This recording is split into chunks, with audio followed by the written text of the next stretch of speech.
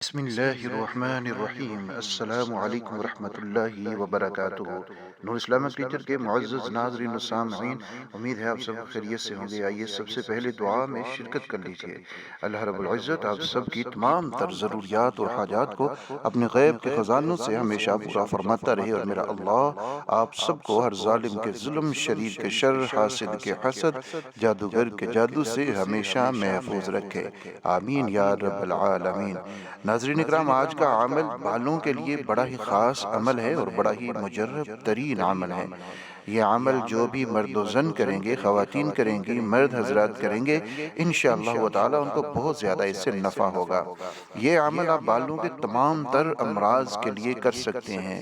مثلا کسی کے بال انتہائی کمزور ہیں اور وہ بہت زیادہ گرتے ہیں تو وہ بھی اس عمل کو کرے، یا وہ خواتین جن کے بال اتنے لمبے، مضبوط، گھنے نہیں ہیں، وہ بھی اس عمل کو کریں تو انشاءاللہ تعالی بہت زیادہ اس سے فائدہ ہوگا۔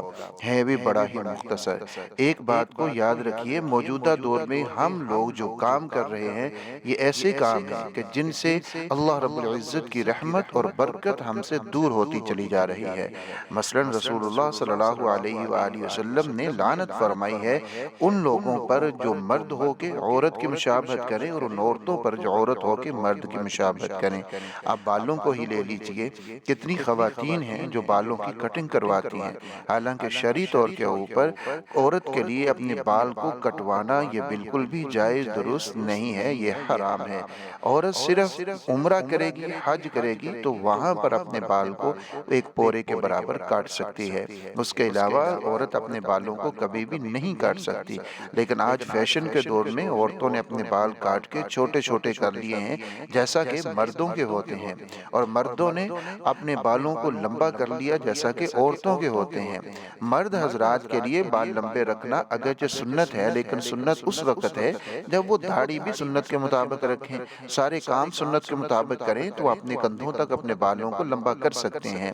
لیکن یہاں پر معاملہ ایسا بالکل بھی نہیں ہوتا، ان کے بال ہی لمبے ہوتے ہیں اور داڑھی وہ بالکل شیو کر لیتے ہیں، تو وہ بال سنت سمجھ کے نہیں رکھتے، وہ بالوں کو بالکل فیشن کے طور کے اوپر رکھتے ہیں، تو یہ دونوں کے لیے غلط ہو جاتا ہے۔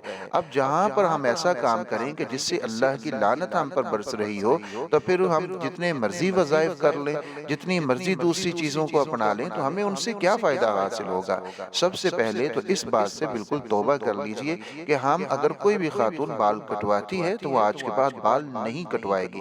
اگر اپنے بالوں کو وہ لمبا کرنا چاہتی ہے، بال نہیں کٹوانا چاہتی، اور اس چیز کے اوپر عمل پیرا ہو جائے، پختہ ارادہ کر لے کہ جو میں نے اس سے پہلے کیا اللہ تعالیٰ مجھے معاف فرمائے، آئندہ میں بال نہیں کٹواؤں گی۔ عورت کی زینت چھوٹے بال نہیں ہے، عورت کی زینت لمبے بال ہیں، تو وہ لمبے بال رکھنا چاہے اور رکھے، بلکہ لازمی ہے اس کے لیے، تو انشاءاللہ تعالیٰ اس سے بہت زیادہ فائدہ ہوگا۔ اور دوسری چیز میں آپ کو یہ بتا دوں کہ شیمپو کا استعمال کم کر دیجئے۔ جب سے شیمپو آئے ہیں یہ سارے مسائل بالوں کے تب سے ہی نظر آتے ہیں۔ اس سے پہلے لوگوں کو آپ دیکھ لیجئے، نہ تو بال اتنی جلدی سفید ہوتے تھے اور نہ ہی اتنی جلدی ان کے بال گرتے تھے۔ مردوں کے بھی اور عورتوں کے بھی بال ان کے مضبوط ہوتے تھے۔ وہ لوگ کیا استعمال کرتے تھے؟ سرسوں کا تیل اپنے بالوں کو لگایا کرتے تھے اور ٹھیک ٹھاک لگایا کرتے تھے۔ اب خواتین خصوصاً بالکل ہی نہیں لگاتی، مرد بھی لگانا چھوڑ گئے، حالانکہ تیل سر میں لگانا یہ بھی رسول اللہ صلی اللہ علیہ وآلہ وسلم کی سنت ہے۔ بالوں کو آپ صلی اللہ علیہ وآلہ وسلم تر کر دیا کرتے تھے تیل کے ساتھ، تو تیل اپنے سر میں ویسے ہی لگانا یہ سنت ہے، اور اس کے ساتھ بال جو ہیں مضبوط ہوتے ہیں۔ لیکن اب شیمپو لگائے جاتے ہیں اور بالوں کو سلکی کیا جاتا ہے، اور تیل کو بالکل بھی نہیں لگایا جاتا، جس کی وجہ سے بال کمزور ہونا شروع ہو جاتے ہیں، ٹوٹنے لگ جاتے ہیں، جھڑنے لگ جاتے ہیں۔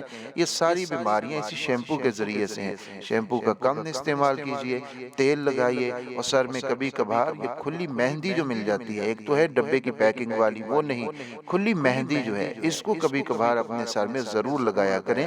مہندی لگانا ویسے بھی سنت ہے، لیکن اس اس کے بہت زیادہ فوائد ہیں۔ آپ کھلی مہندی لیں، اس میں دیسی انڈے 1 سے 2 انڈا ڈال دیں، اس میں سرسوں کا تیل ڈالیں، ایک لیمن اس میں نچوڑ دیں اور اس کو مکس کر کے تھوڑی دیر رکھیں، اور اپنے سر کے اوپر، اپنے بالوں کی جڑوں میں، جلد پر سر کی اچھی طرح سے اس کو لگائیں، اور اس سے بھی بال مضبوط بھی ہوں گے، گھنے بھی ہوں گے اور سلکی بھی ہو جائیں گے، بہت پیارے بال اس سے ہو جاتے ہیں۔ یہ عورتیں بھی کریں اور یہ مرد حضرات بھی یہ کر سکتے ہیں۔ اب یہ جو عمل ہے یہ بھی بہت زیادہ آسان ہے۔